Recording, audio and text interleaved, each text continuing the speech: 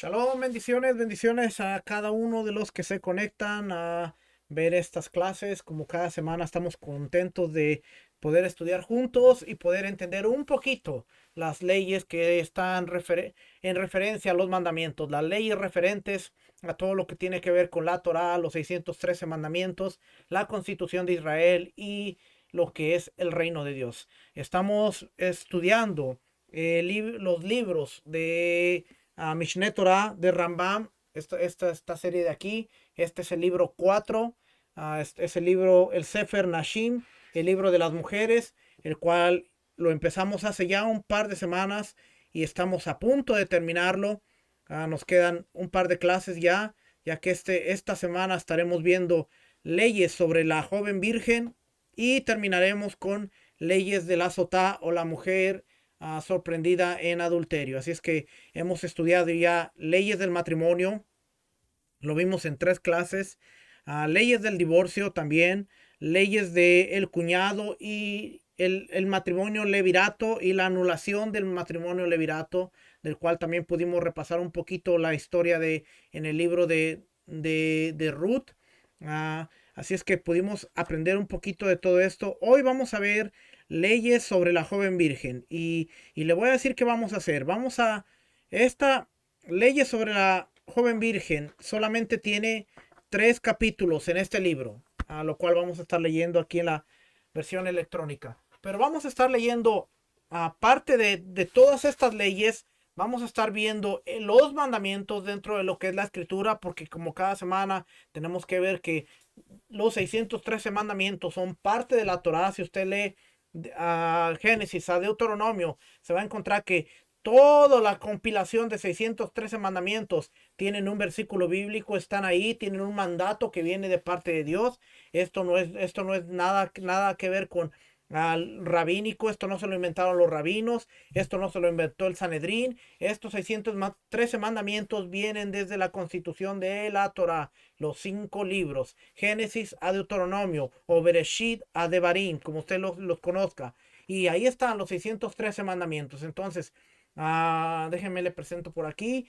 Las leyes de la joven virgen tiene 5 preceptos, 3 mandamientos positivos y dos mandamientos, dos mandamientos negativos.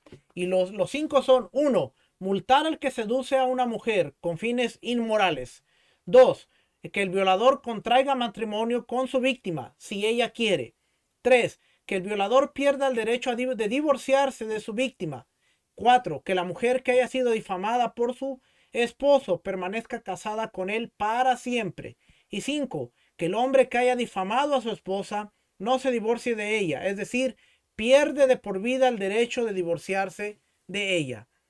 Eso es lo que vamos a estar estudiando. Esas cinco mandamientos, como usted puede ver, tiene que ver con la multa, aquel que seduce a una mujer con fines inmorales de aprovecharse de ella; que el violador contraiga matrimonio con la víctima si ella quiere, y vamos a estar leyendo esto y explicándolo bien; que el violador pierda el derecho a divorciarse de su víctima; y cuatro, que la mujer que haya sido difamada por su esposo permanezca casada con él para siempre. Mire, a veces nosotros nos ponemos a pensar, o más bien, no nos ponemos a pensar, eso era lo que quería decir. A veces nosotros no nos ponemos a pensar que nuestras culturas tienen mucho que ver con los mandamientos bíblicos. Por algo, cuando yo leo el capítulo 2 del libro de Romanos, cuando dice que si el gentil hace las cosas correctas en su corazón, tiene ley en su corazón, aunque no conozca la Torá, como tal vez ahora la estamos conociendo, pero de alguna manera nosotros teníamos ese acercamiento, teníamos ese entendimiento de alguna manera de lo que era la Torá. ¿Por qué le digo esto? Porque muchas veces en nuestra cultura hemos escuchado y, y hemos aprendido que, especialmente unas 2 generaciones anteriores, nuestros abuelitos, que era el matrimonio forzoso. Si alguien violaba o si alguien tenía relaciones con una muchacha, el padre de esa muchacha iba y lo hacía que respondiera por lo que acababa de hacer. Si la muchacha quedaba embarazada, este muchacho estaba obligado. Y muchas veces, ¿cuántas veces nos acordamos y decimos de chiste, ¿cuánta gente no llevaban con, con, con la pistola hasta el altar? Porque esto era real, sucedió. Nuestros abuelitos, tatarabuelitos, quizás ya dos, tres generaciones antes que nosotros, sabíamos que nadie podía deshonrar a una mujer y salirse con la suya porque tenía que casarse, tenía que responder, tenía que hacerse cargo del niño del cual iban a ser. Y todo esto lo vemos que tiene su origen en la Torá, porque cuando nosotros leemos la Torá dice que el violador se case con ella, que el que la deshonró se case con ella y no la puede divorciar. Una ley de la Torá que vamos a ver es que no se podía divorciar de ella por nada. Si la semana pasada y las anteriores estábamos viendo las leyes de divorcio, las leyes el levirato, estas no aplicaban. Si él deshonró a una mujer y está obligado a casarse con ella y se casa, no la puede divorciar por nada del mundo. Se quedó con ella. Así no, así no quiera, así no aguante, así la mujer llega un tiempo en el que diga, me cae gorda, se quedó con ella por la infamia, por el acto que cometió de haber abusado de ella. Así es que esto era algo serio y como le digo nuevamente, en nuestras culturas, México, Puerto Rico, Colombia, donde usted quiera, usted se va a encontrar un común denominador que nuestros abuelitos, tatarabuelitos, unas generaciones atrás, era algo serio.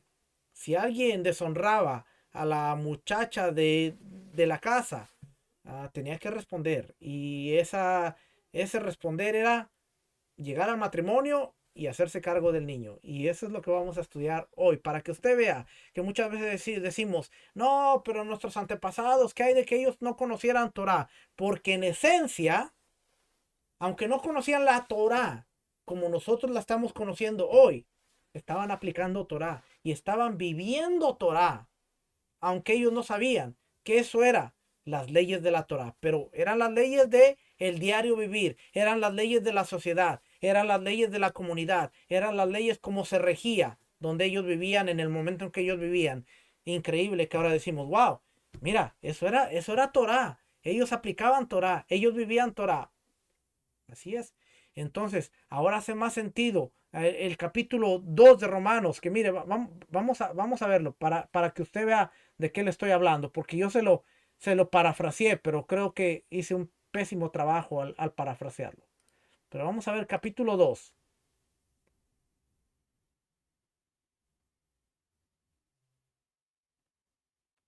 Vamos a ver capítulo 2. Fíjese bien lo que dice. Por lo cual eres inexcusable, oh hombre, quien quiera que seas tú que juzgas, pues en lo que juzgas a otro te condenas a ti mismo, porque tú que juzgas haces lo mismo. Mas sabemos que el juicio de Dios contra los que practican tales cosas es según verdad. Y piensas esto, oh hombre, tú que juzgas a todos los que tal hacen, y haces lo mismo, que escaparás del juicio de Dios, o menosprecias la riqueza de su benignidad, paciencia y longanimidad, ignorando que su benignidad te guía al arrepentimiento. Pero por tu dureza y por tu corazón no arrepentido atesoras para ti mismo ira, para el día de la ira y la revelación del justo juicio de Dios, el cual pagará a cada uno conforme sus obras. Vida eterna a los que perseverando en bien hacen, en bien hacer, buscan gloria y honra e inmortalidad. Pero ira y enojo a los que son contenciosos y no obedecen la verdad, sino que obedecen a la injusticia. Tribulación y angustia sobre todo ser humano que hace lo malo, el judío primeramente y también el griego, pero gloria y honra y paz a todo el que hace lo bueno, al judío primeramente y también al griego, porque no hay acepción de personas para con Dios.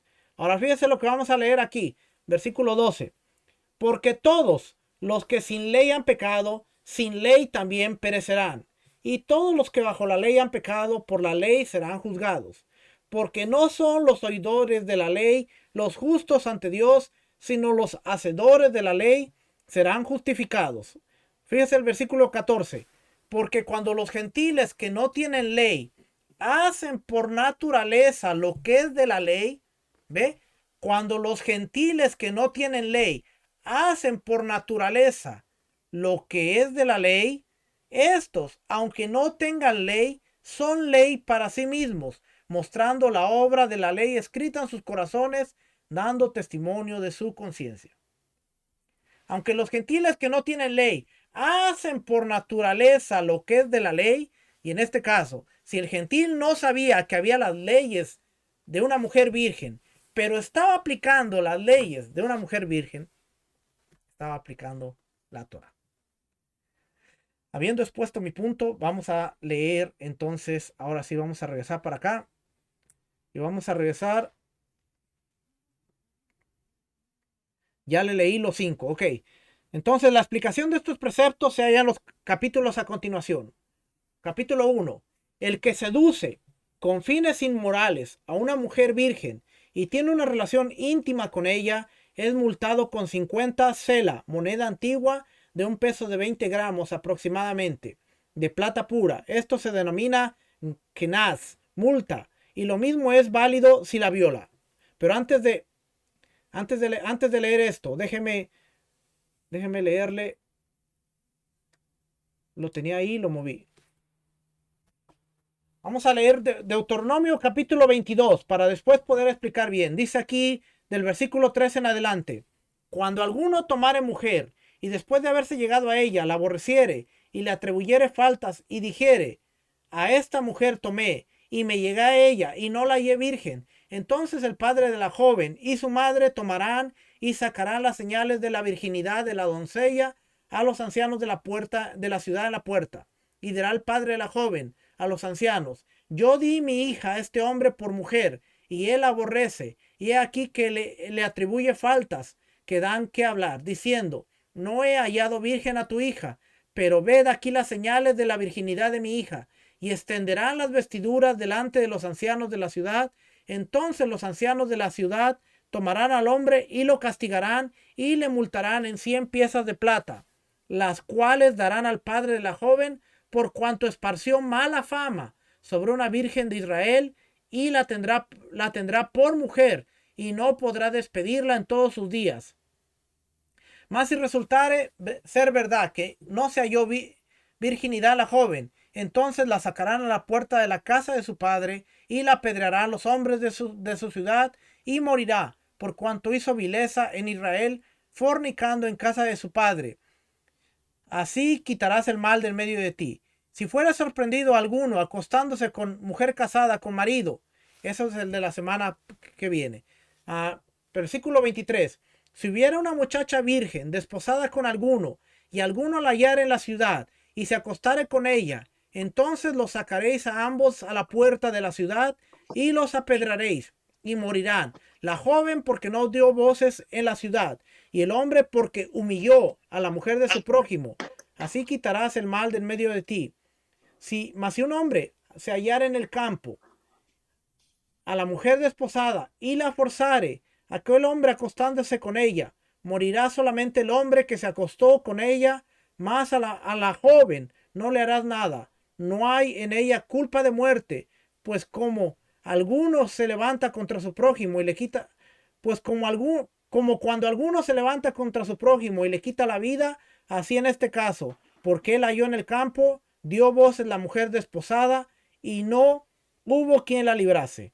Cuando algún hombre hallase una mujer virgen que no fuere desposada y la tomare y se acostare con ella y fueren descubiertos, entonces el hombre que se acostó con ella dará al padre de la mujer de la joven 50 piezas de plata y ella será su mujer por cuanto la humilló y no la podrá despedir en todos sus días. Aquí está, mire, cuando dice que no podrá despedir a la mujer todos los días de su vida.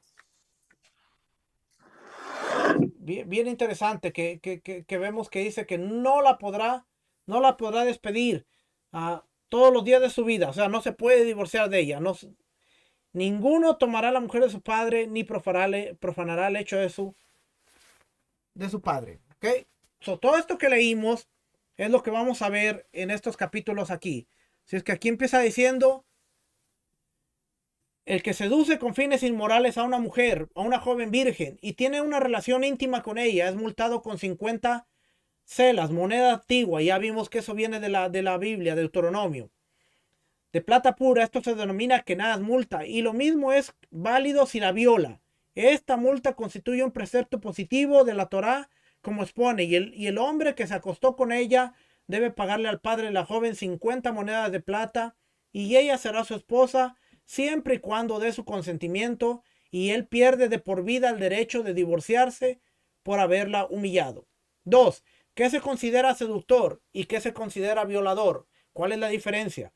El seductor es el que lo hace con el consentimiento de ella, y el violador es el que lo hace a la fuerza.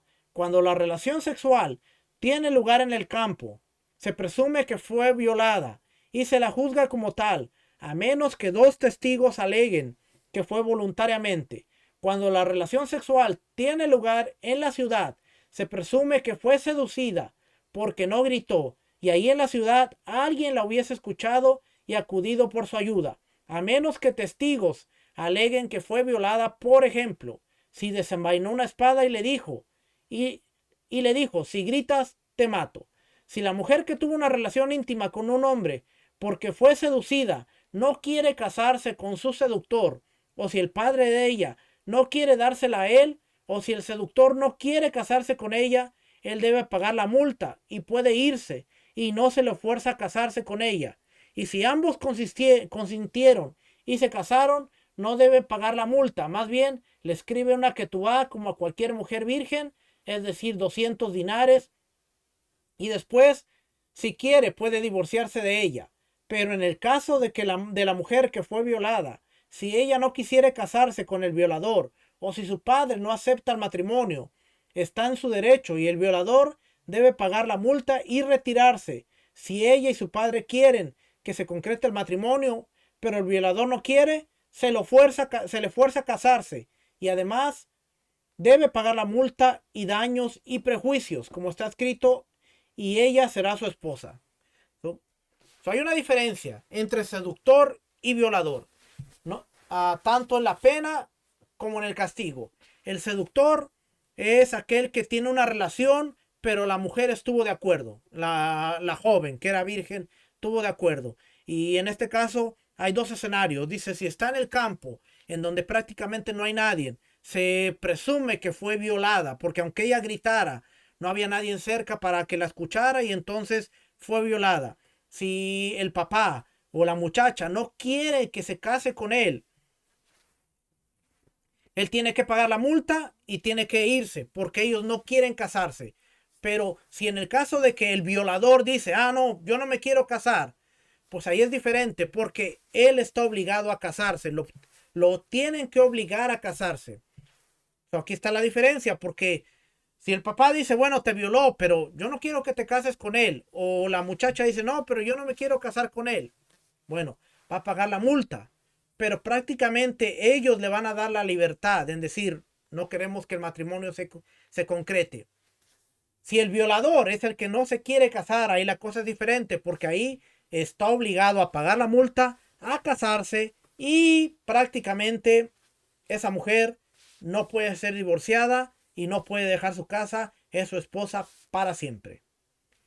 El seductor por el otro lado, si está en la ciudad y la muchacha dice, fui violada, pero está en la ciudad, donde pudo haber gritado, donde pudo haber tenido respuesta de alguna gente, a menos de que haya testigos donde dice se le obligó en la ciudad, se considera que fue seducida, y entonces la persona no está obligada a casarse si el matrimonio no se quiere concretar. Pero tiene que pagar, aún así tiene que pagar la multa. Por eso es siempre importante ver si era seductor o era un violador.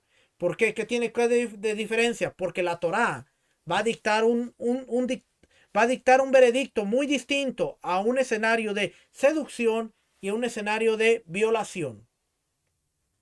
Para que vea que la Torá había justicia, porque la Torá se tenían que pesar los casos, se tenía que investigar. Este era el trabajo del Sanedrín, de los jueces. No era, trajimos a una persona acusada, eres acusado y ya. Sino que el trabajo del Sanedrín es como un juzgado de hoy tenía que hacer su trabajo diligentemente para ver si daban libertad o saber si iban a poner a muerte a un hombre que era inocente.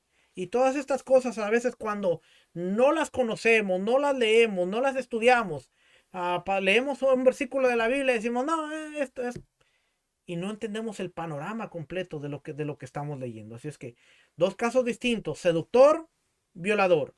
Porque hoy en día, aunque usted no lo quiera, no lo quiera creer, hoy en día nos encontramos con los mismos casos. Hoy en día pudiera haber una persona siendo acusada de violación cuando realmente no fue una violación, sino fue una seducción en donde él sedujo la joven, dio paso y al final hubo un acto sexual que se acusa como violación, pero realmente fue una seducción.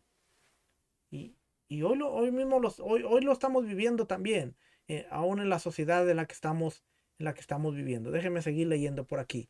Dice, esta parte ya la leímos, de que dice, constituye, es decir, Deuteronomio 22-29 constituye un precepto positivo. Incluso si ella es coja, ciega o leprosa, se le fuerza a casarse con ella y jamás puede divorciarse de ella a voluntad, a menos que la mujer quiera divorciarse, o como está escrito, pierde de por vida el derecho a divorciarse de ella. Deuteronomio 22-29, lo cual constituye un precepto negativo, es decir, una prohibición. Dice 5. Si la mujer a la que violó estaba prohibida para él, para matrimonio, aunque sea dicha prohibición se deriva de un precepto positivo, esto lo leímos en las leyes del matrimonio, incluso una prohibición de gravedad secundaria, o sea, índole rabínica. Asimismo, en caso que no estuviera prohibida para matrimonio, si luego de haberse casado la mujer comete adulterio, debe divorciarse de ella como está escrito, y ella será su mujer, es decir, una esposa adecuada para él. Se tiene que casar con él. Si un sacerdote principal viola o seduce a una virgen, no debe casarse con ella porque él tiene el deber de casarse con una virgen y al momento de disponerse a casarse con ella ya no es virgen y si igualmente se casa debe divorciarse de ella con un get, acto de divorcio. Ahora, los sacerdotes también tenían que pasar por el castigo de la ley, la penalidad. No crea que violó y ya no se puede casar con ella porque la Torah lo prohíbe, pero ya se salió con las manos limpias. No, era castigado, recibía azotes y también la Torah ejercía su castigo. Solo que bajo las leyes de pureza, él no se podía casar con una mujer que no fuera virgen. Y en el momento de casarse, esa mujer ya había dejado de ser virgen, aunque él hubiera tomado su virginidad. Algo sumamente pudiera pensarse hasta cierto punto injusto, pero uh, yo no me atrevería a decir que no hubo en la historia ningún sumo sacerdote que hubiera cometido un crimen de estos porque Israel pasó por momentos oscuros, Israel pasó por momentos difíciles que pudo haber sido posible que el sacerdocio se contaminara, especialmente antes y durante el exilio, durante ese tiempo que pudo haber ocurrido que en algún momento algún sumo sacerdote haya violado a alguna doncella y se encontraba con un caso así. Así es que yo no me voy a aventurar a decir, en toda su historia Israel, los sumos sacerdotes nunca hicieron esto porque sería algo aventurero. Así es que dice aquí, por consiguiente, si un violador, luego de casarse con la mujer a la que violó, transgrede y se divorcia de ella, se le obliga a casarse nuevamente y no recibe la pena de flagelación. Si ella muere antes de que se vuelva a casar con ella, o si entonces fue consagrada a otro hombre, o si él es un cohen, por lo que tiene prohibido casarse con una divorciada, aunque sea el mismo quien la haya divorciado, recibe la pena de flagelación, azotes, porque transgredió una provisión y no puede rectificarlo cumpliendo un precepto positivo relacionado. Ahí está. Aunque era sacerdote, sumo sacerdote, tenía que recibir la pena de flagelación, azotes en la piel, donde la carne era flagelada, prácticamente era cortado con los azotes. Así es que, fíjense, algo curioso que vamos a ver es que si él la divorciaba, se le obligaba a casarse, pero, pero no que la mujer que se divorciaba no se podía volver a casar con el mismo hombre. Bueno, en este caso se anulaba esa ley porque esa era su mujer para siempre. Si él la divorciaba, se le volvía a volver a casar con el mismo hombre, porque él no se podía deshacer de esa mujer. Para que alguien pensara en Israel y dijera, si yo cometo algo, me voy a tener que amarrar con esta mujer para toda la vida. Eso era algo como que para pensar.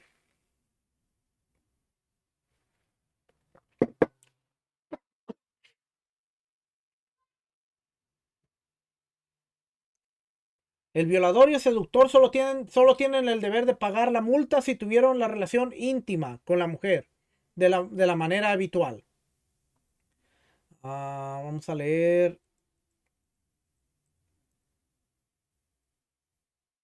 capítulo 2. La multa al seductor inmoral. La multa de 50 monedas de plata de Deuteronomio 22-29 constituye solamente al pago por el placer de acostarse con ella. Además de esta multa fijada por la Torá, el seductor está obligado a pagar por la vergüenza que le causó y el daño. Y el violador debe además pagar el sufrimiento que le causó, porque la mujer que tiene una relación íntima voluntariamente no tiene sufrimiento, pero la que es violada sí lo tiene, tal como los pone de la mujer violada por haberle causado sufrimiento. Eso quiere decir, resulta que el seductor debe pagar tres cosas: la multa, la vergüenza y el daño. Este es el que sedujo, pero el violador tiene que pagar cuatro cosas: la multa, la vergüenza, el sufrimiento y el daño. La multa es la misma en todos los casos, tanto el que tiene una relación íntima mediante violación o seducción con la hija del sacerdote principal o con la hija de un converso o un manser bastardo. La multa es de 50 monedas de plata, pero la vergüenza, el daño y el sufrimiento no son lo mismo para todos. Se requiere una evaluación por el tribunal rabínico, el Sanedrín. ¿Cómo se evalúa la vergüenza? Todo es según el que avergüenza y el avergonzado. No es lo mismo avergonzar a una joven importante y de una familia de linaje especial que a una chica pobre y despreciada. Y no es lo mismo ser avergonzado por una persona importante y grande que por una persona vil y muy baja.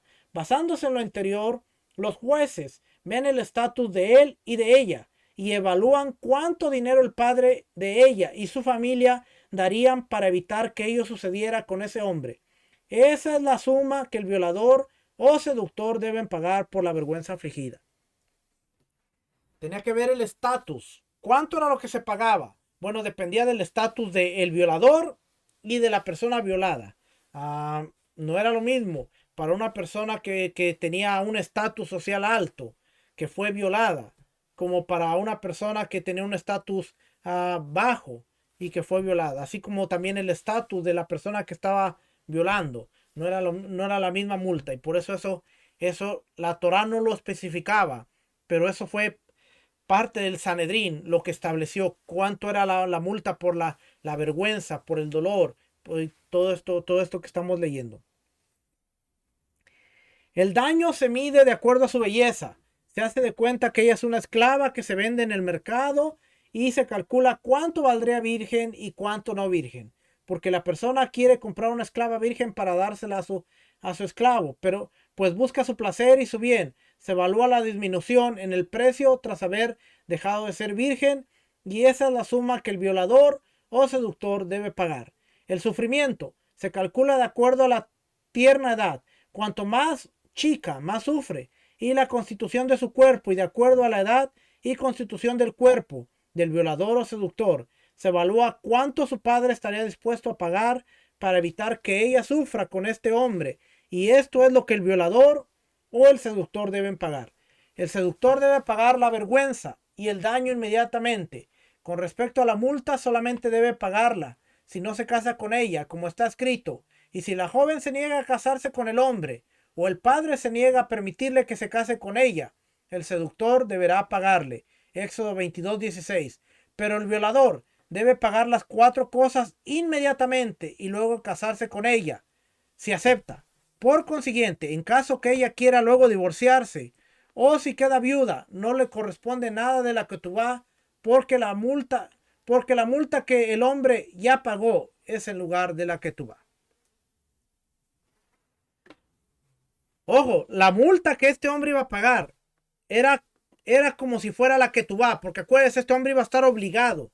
No se le iba a decir, ay, tienes que darle ketubá. Pero todo esto que pagaba prácticamente era el beneficio de la mujer. Si ella se quería divorciar, el hombre no la podía divorciar, pero si ella se quería divorciar, ella podía decir, yo ya no aguanto a este hombre, me quiero alejar y me llevo lo que es mío. Se llevaba lo que el hombre había pagado por haberla deshonrado.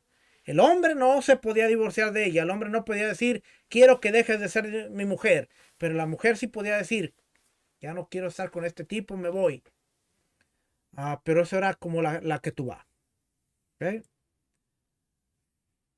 Después leemos aquí, dice, las mujeres que no tienen derecho a la multa son las siguientes. Son las siguientes 10. La mujer adulta, la que renuncia a las nupcias, la divorciada, la mujer estéril y ahombrada, la demente, la sordomuda, la conversa, la prisionera, la esclava liberada, aquella sobre la que salió un mal nombre en su juventud. El resto de las mujeres tiene derecho a la multa, pero estas 10 no tenían derecho a la multa.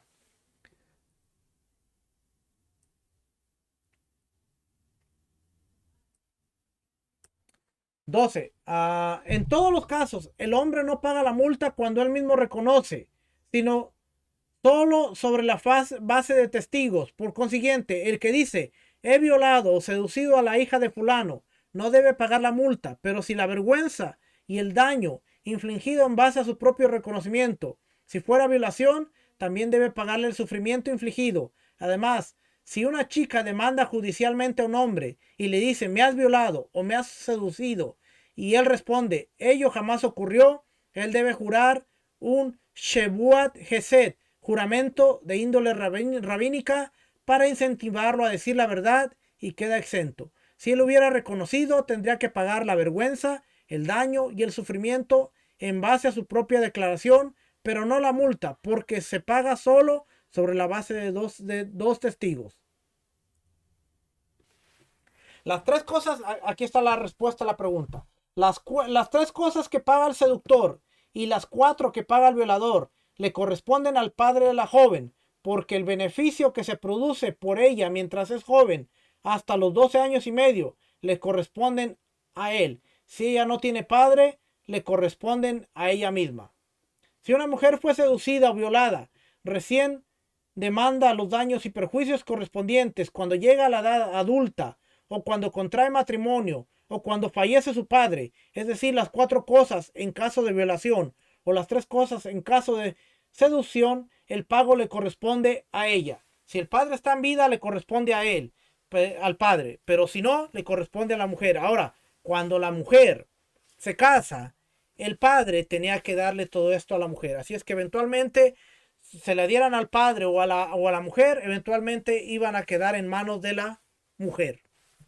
Pero si el padre estuviera en vida, se la pagaban al padre. ¿Ok? Dice Ramban aquí, dice, yo opino que cuando la Torah expone, no contamines a tu hija prostituyéndola, de acuerdo a Levítico 19:29, indica que el padre no debe pensar, dado que la Torah obliga al seductor y al violador a darle dinero al padre de la chica, puedo prostituir a mi hija virgen para que tal hombre tenga una relación íntima con ella a cambio de la cantidad de dinero que yo desee, o le permitiré a tal hombre intimar con ella gratuitamente pensando que puede hacer esto, porque un hombre tiene derecho a cederle su dinero a quien él quiera. Para negar esta posibilidad, la Torah expone, no contamines a tu hija. Así es que hay un precepto en el cual la Torah dice, para que el padre no haga negocio, está prohibido contaminar a su hija. Capítulo 3. Difamación a la esposa. El que difama a una mujer israelita diciendo que no era virgen cuando se casó, lo que luego resulta ser mentira, debe recibir la pena de flagelación, como expone, lo flagelarán. Deuteronomio 22:18. La advertencia contra ello proviene del versículo, no andéis con chismes en tu pueblo, Levítico 19 y 16. Y en este caso también debe pagarle al padre de la mujer 100 selá de plata pura. En caso de que sea huérfana, el dinero le corresponde a ella misma. So, aquí está el caso en el cual el hombre se casó y después de casarse dice, no la encontré virgen y la está difamando. Si la encuentran mentira, él tiene que pagar 100 piezas de plata por la difamación, de acuerdo al versículo de Levítico, no andes con chisme. Y nosotros leímos en Deuteronomio que el padre tiene que traer a los ancianos, al tribunal, a los jueces de la ciudad, las pruebas. ¿Qué eran estas pruebas? Bueno, cuando un hombre y una mujer contraían nupcias bajo la jupa, iban acompañados de 2 testigos a su cuarto nupcial y no podían salir de ese cuarto nupcial hasta que tuvieran relaciones íntimas. Una vez que tuvieran relaciones íntimas, ellos ponían una sábana blanca en la cama y esa sábana blanca tenía que tener el sello de que la mujer era virgen en su primera relación. ¿Cuál era ese sello? Sangre, tenía que tener sangre. Y esa sábana la guardaban, la mantenían guardada para que en el caso de una difamación, que el hombre viniera y dijera, no era virgen mi esposa, el padre tuviera las pruebas con las cuales comprobar que era mentira y entonces él tenía que pagar por difamarla y ahora eso se consideraba que él también no se podía divorciar de esa mujer a la cual ahora estaba tratando de difamar.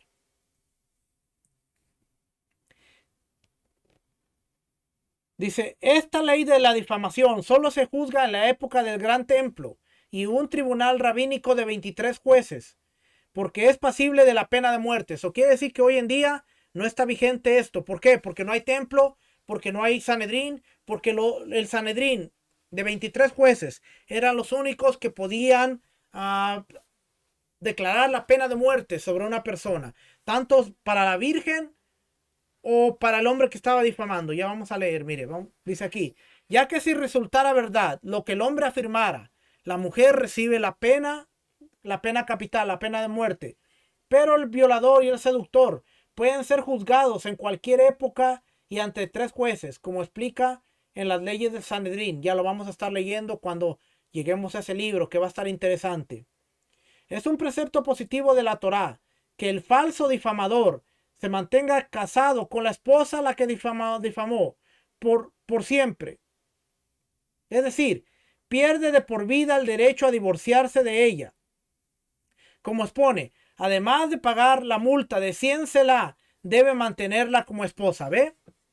La difamó, ahora no se puede divorciar de ella. No solamente al deshonrarla, sino al difamarla. No te puedes divorciar de ella.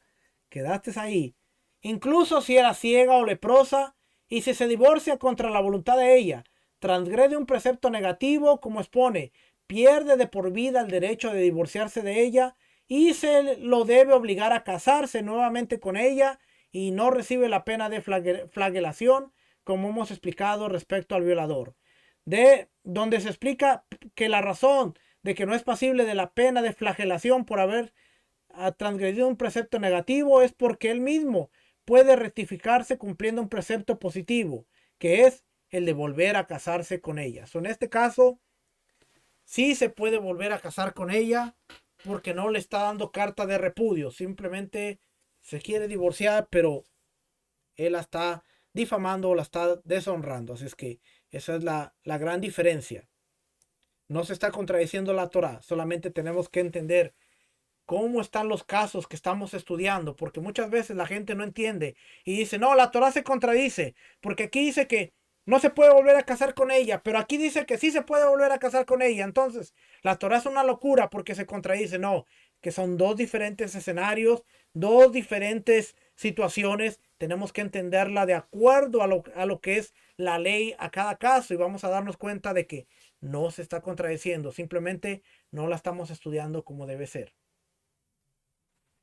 Si la acusación fue verdadera y se descubre que ella cometió adulterio después de comprometerse con él, acuérdese, estamos hablando de una persona que se comprometió, prácticamente su esposa, no ha tenido relaciones con él, no ha vivido con él, porque hubo un compromiso, pero no ha habido una ejecución del casamiento completa, pero ella comete adulterio, entonces tiene que morir. Y este es el caso para entender un poquito por qué cuando nosotros leemos el Evangelio de Mateo, por qué dice que José no quería difamarla, porque José era esposo de María, pero María está embarazada. Y ahora, ¿cómo explicamos al mundo que el bebé que tiene María no es de José, sin afectarla? Por eso cuando nosotros leemos, fíjese lo que dice aquí. Fíjese lo que dice aquí en Mateo. Fíjese lo que dice aquí. Mateo capítulo 1, versículo 18. El nacimiento de Yeshua fue así. Estando desposada. Desposada es estar comprometida. Era legalmente prometida. Era su esposa legalmente. Bajo la ley judía. Y era su esposa. María su madre con José. Antes que se juntasen, se halló que había concebido del Espíritu Santo, del Ruach. José su marido. Ve cómo dice su marido. ¿Por qué dice su marido? Y en la parte de arriba dice estando desposada. En el versículo 19 dice José su marido. No dice su prometido, no dice su novio, dice su marido. José su marido, como era justo, no quería infamarla. Infamarla es la palabra deshonrar públicamente, dañar la reputación de alguien exponiendo una acción ilícita al escrutinio público. Quiso dejarla secretamente. Esta parte de aquí, fíjese, vamos a ver si nos da esta parte de aquí, infamarla.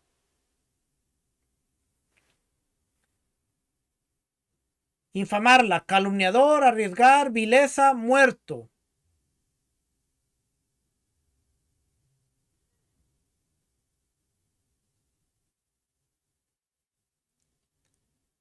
Calumniador, una acusación. ¿Ok? Viene aquí de las palabras. Entonces no quería infamarla, no quería deshonrarla. ¿Por qué? Porque bueno, si nosotros leemos aquí, nos vamos a dar cuenta de que si la acusación fuese verdadera y se descubre que ella cometió adulterio después de comprometerse con él, o si resulta que ella estaba prohibida para casarse con él por un precepto negativo, por derivación de un precepto positivo, incluso si es una prohibición de gravedad secundaria. Vamos a ver qué nos sigue diciendo aquí. ¿De qué se trata esta difamación? Cuando el hombre se presenta en el tribunal rabínico y declara, luego de contraer matrimonio, al cohabitar con esta joven, no encontré señales de virginidad, y cuando indagué en el asunto me enteré que cometió adulterio, luego de haberme comprometido con ella, y estos son los testigos que presento de que cometió adulterio ante ellos. El tribunal rabínico escucha las palabras de los testigos e investiga su testimonio. Si la acusación resulta verdadera, la mujer es apedreada. Si el padre de la joven presenta testigos que refutan a los testigos que presentó el esposo, resultando que su testimonio fue falso y en realidad la mujer no había cometido adulterio, los testigos que presentó el esposo deben ser apedreados. Se le aplica la misma pena que ellos quisieron infligir con su testimonio a la mujer. Oiga bien lo que estamos leyendo. Por su parte, el esposo es azotado y además debe pagar la multa de 100 selá por haberla difamado falsamente. Esto es lo que está escrito. Aquí está la prueba de la virginidad de mi hija. Deuteronomio 22:17. El hombre tenía que presentar testigos. Si la mujer, si era cierto, tenía que ser apedreada. Así es que José tenía que explicar si el hijo que María tenía en su vientre era de él, o si María, después de haber sido comprometida, haber aceptado el matrimonio con José, había tenido relaciones con otra persona y el niño era de otra persona, entonces ahora él tenía que traerla al tribunal y alguien tenía que explicar cómo ella estaba embarazada y que no era de José, y entonces la pena iba a ser pena de muerte. Por eso es que dice que él era justo, que era temeroso, no quería infamarla, porque esto era un caso judicial, esto era un caso en el cual José, si quería hacer algo, el tribunal tenía que estar envuelto y tenía que... Así es que él la toma, al tomarla, él asume que el niño que está ahí es de él, no la lleva al tribunal y pasa todo esto. La próxima semana vamos a estar hablando acerca de las leyes de la nidad y vamos a abundar un poquito más en cuanto a esto. Pero fíjese que era, porque si el hombre decía, no la encontré virgen, trae testigos. Si los testigos, si el padre de la muchacha traía testigos que contradecían a los testigos del esposo y se encontraba que el esposo estaba mintiendo y el testimonio de los testigos era falso, ahora los que morían eran los testigos.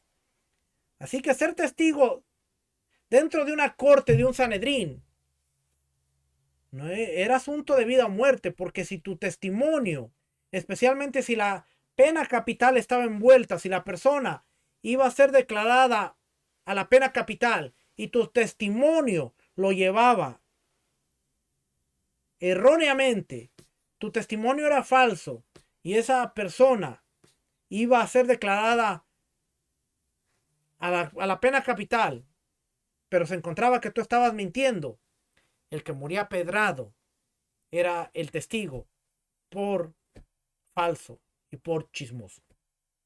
Era algo serio, hermano. Algo serio. Decir algo en contra de una persona, especialmente una mentira, se pagaba con la muerte en muchas cosas, en muchos casos.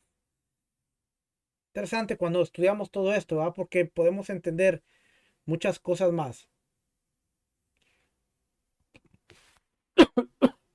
Dice por aquí.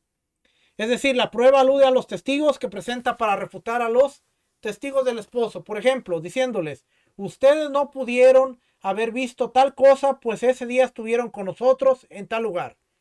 Si el esposo presenta otros testigos que refutan a los testigos que presentó el padre de la muchacha, entonces resulta que el primer par de testigos que presentó el esposo eran verdaderos. La ley es, la muchacha y los testigos que presentó el padre deben ser apedreados. Esto es lo que está escrito. Y si la acusación fuese verdadera,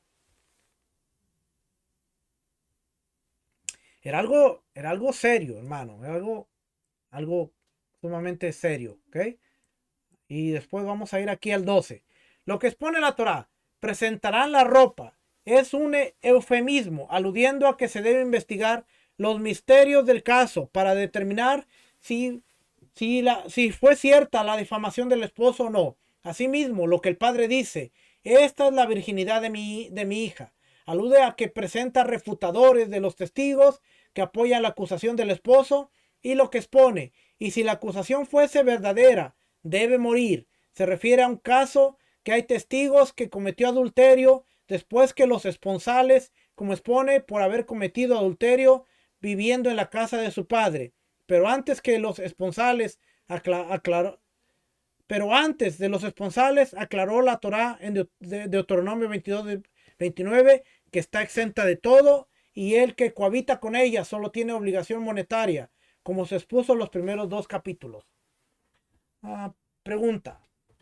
Sin testigos, el testimonio de José era una acusación en su caso. Si la hubiese acusado, en este caso, ¿dónde quedan las aguas amargas?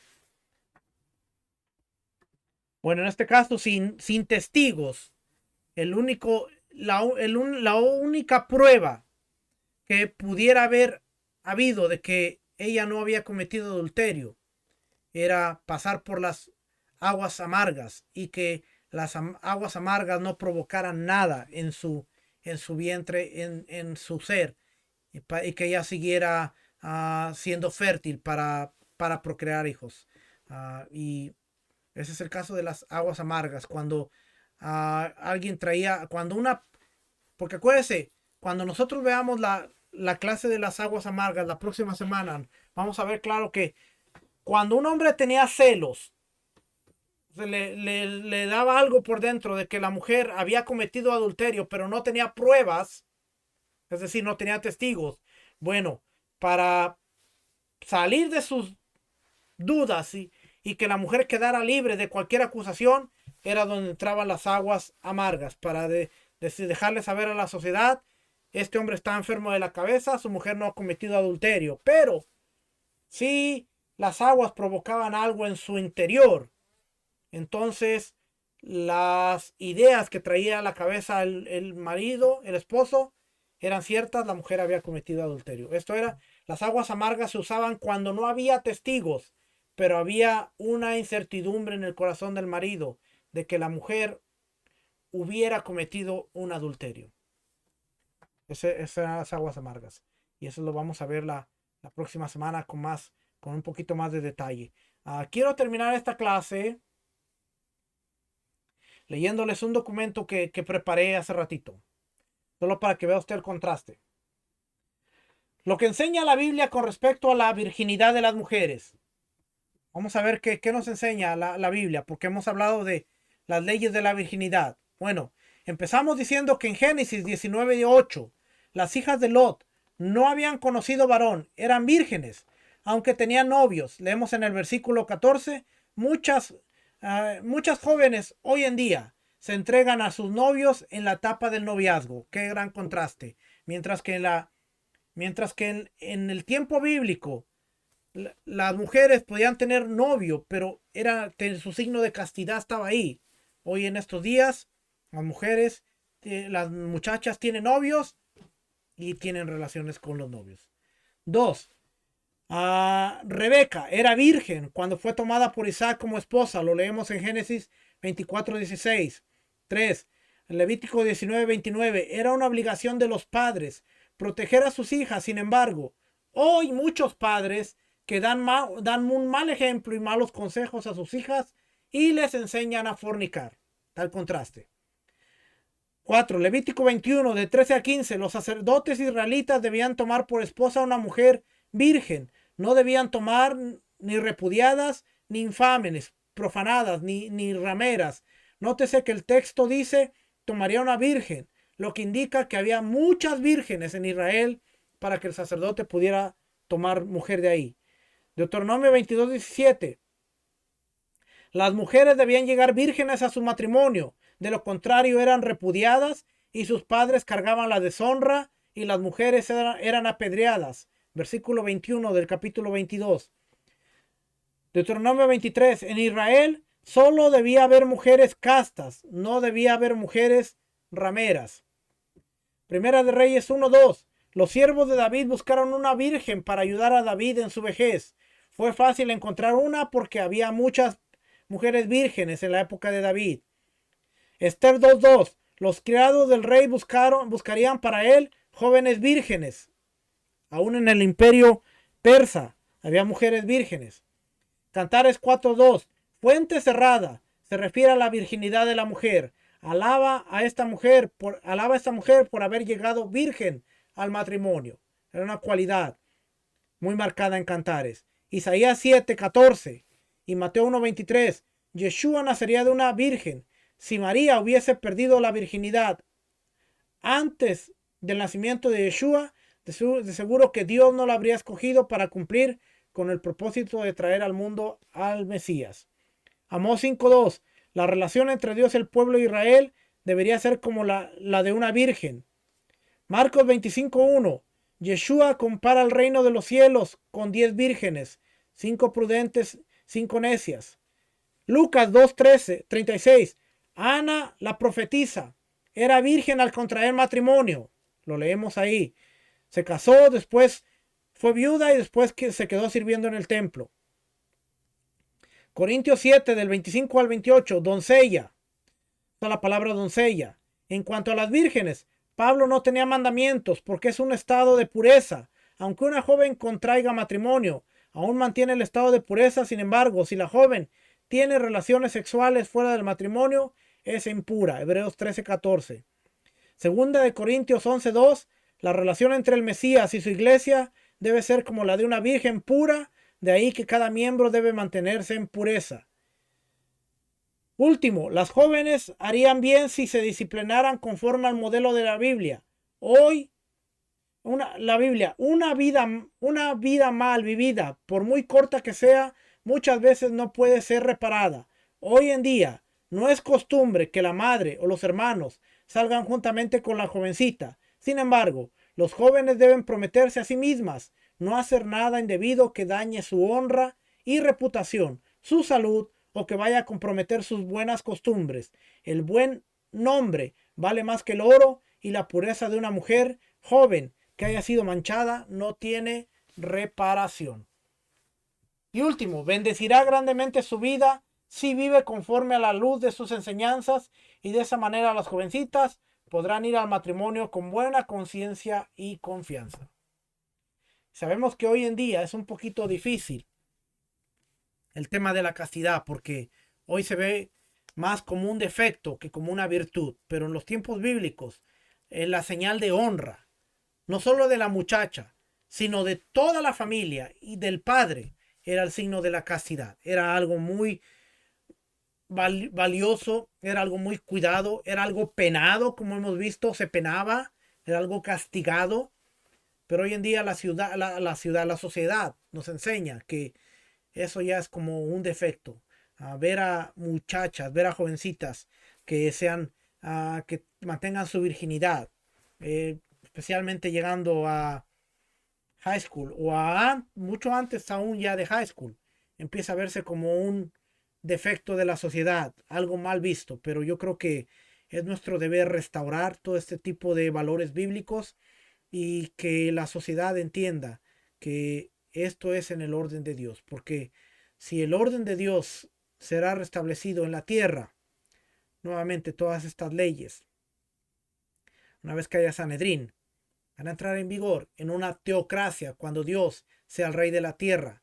Y si no practicamos hoy, toda la sociedad va a tener un gran problema cuando lleguemos a vivir en la teocracia de Dios. Así es que